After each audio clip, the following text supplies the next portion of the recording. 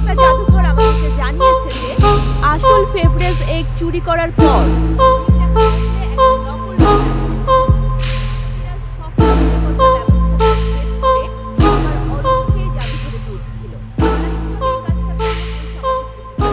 এ লক্ষ্যে 3 সদস্য বিশিষ্ট একটি তদন্ত কমিটি গঠন করা হয়েছে।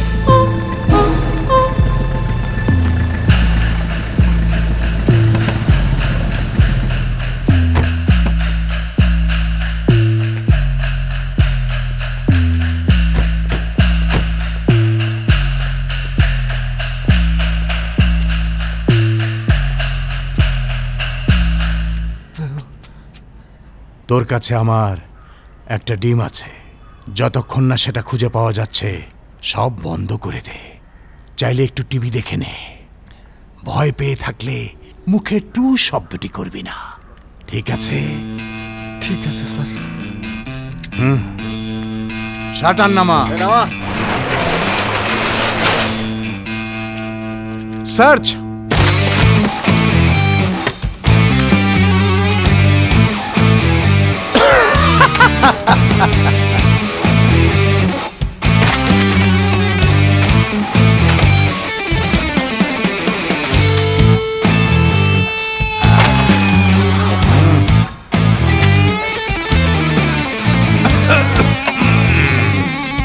শাটারটা দম বন্ধ লাগছে।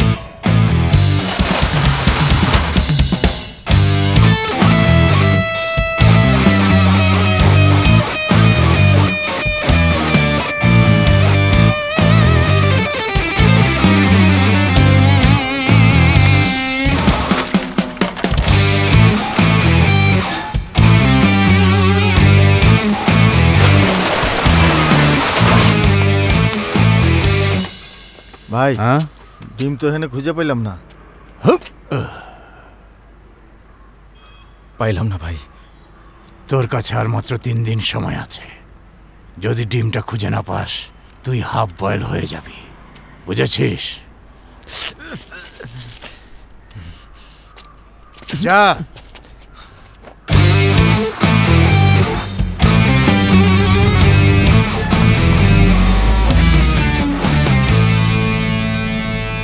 দোকানটা দেখে রাখিস। আচ্ছা ভাই।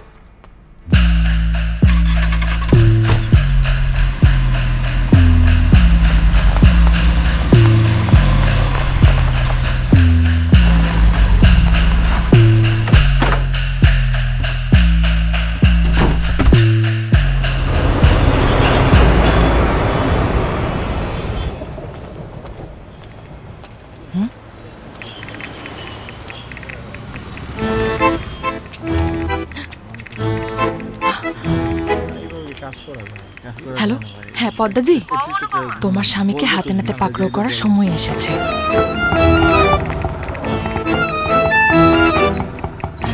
এইটা আবার কোন এলাকা? আমার তুমি কই নিয়ে আইছো? ওইটা আমার স্বামী ছিল। তাহলে হ্যাঁ তার বাইক কই রাখছে? আরে কপাল, বন্ধুর সাথে দেখা করতে এসেছে নাকি? আমাদের সাবধানে কাজ করতে হবে, ঠিক আছে? হয়তো বাইকটা সামনের মন্দিরে রেখেছে। এসো দিদি, শোনো, তুমি এখানেই থাকো। আমি ক্রাইম পেট্রোলের অফিসারের মতো চুপচাপ গিয়ে এক ধাক্কায় ঘরের দরজাটা ভেঙে ফেলবো, তারপর তুমি ভেতরে আসবে, ঠিক আছে?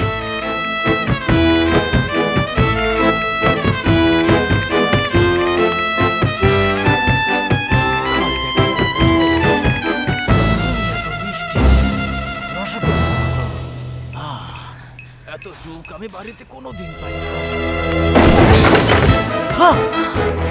দিদি এসো তাড়াতাড়ি।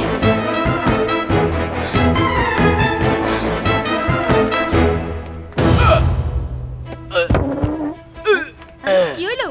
এই তোমার কি হইলো? পুরো নাকি? আরে কথা কও। ভগবান কি হইলো? অনুপমা, ওর স্ট্রোক হয়ে গেছে। আরে ওর স্ট্রোক হয়ে গেছে। দিদি উনি অভিনয় করছেন। আরে থামো তুমি। এই ফেলারটা আমি দেখতে আসছিলাম আমার সোনা পাখি বন্ধু। দিদি উনি এখনো অভিনয় করে যাচ্ছেন। ওর কথা শুনে আমার জন্য তোমার স্ট্রোক হইলো। আমারে ক্ষমা কইরা দিও প্লিজ ভগবান। পদ্দু আমি সইলা গেলাম পদ্দু। না না তুমি আমার হাতে বানানো স্বদেশী কোনো পাপড় গুলো আর খাওয়া হইল না পদ্দু। আমাদের আলাদা হওয়ার সময় হয়ে গেছে পদ্দু শোনা, আমার পদ্দু আমি গেলাম। দিদি দিদি আর বইলো না, ডাক্তার তো কইছিল আরেকটু হইলেই গেছিল গা। আমার মতো বউ পাইছে দেখাই পাইছে গেছে। আজ এরা কপ কপ করে লাভ নাই বিচার অনুপমার কথা হই না কি ভুলটাই না করলাম।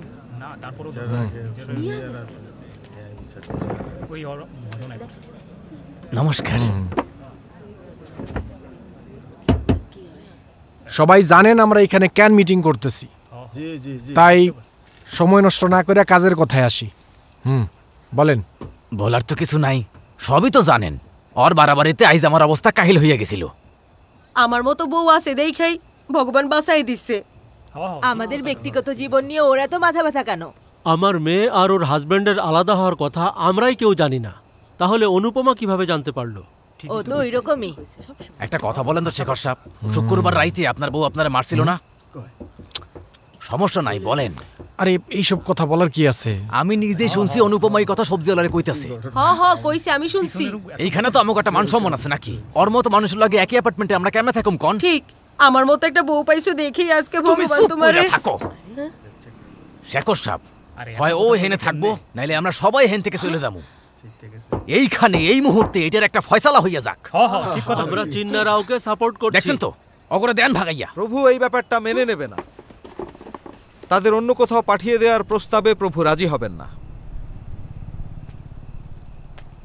ড্যানিয়েল বাবু তুমি কি জানো হ্যাঁ কে কি করছে? চুপ কর পাপি। তোমাদের মধ্যে কয়জন আছো যে জীবনে কখনো কোনো ভুল করনি?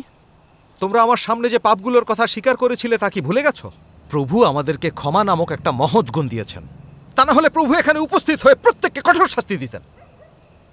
কিন্তু প্রভু তো সেটা করছেন না, তিনি ক্ষমা করছেন। প্রভুর দেখানো পথ নিয়ে প্রশ্ন করছো কারা তোমরা? যদি তোমাদের ভুলগুলো বলি তোমরা সবাই এখানে থাকার অধিকার হারাবে। বলবো নাকি?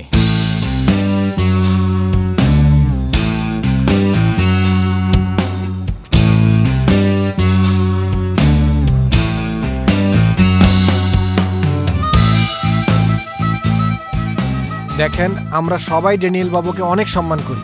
উনি মিসেস অনুপমা মোহনকে ক্ষমা করে দিতে বলছে, তাই তাকে একটা কড়া ওয়ার্নিং দিয়ে ছেড়ে দিচ্ছি। আপনারা কি বলেন?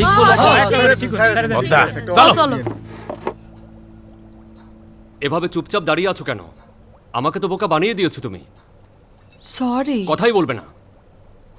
ওদের জীবন নিয়ে তোমার এত মাথা ব্যথা কেন? তোমার মাথায় কি কিছুই ঢোকে না? সব সময় দেখি তুমি অন্যদেরকে নিয়ে কানাঘুষা করতে থাকো।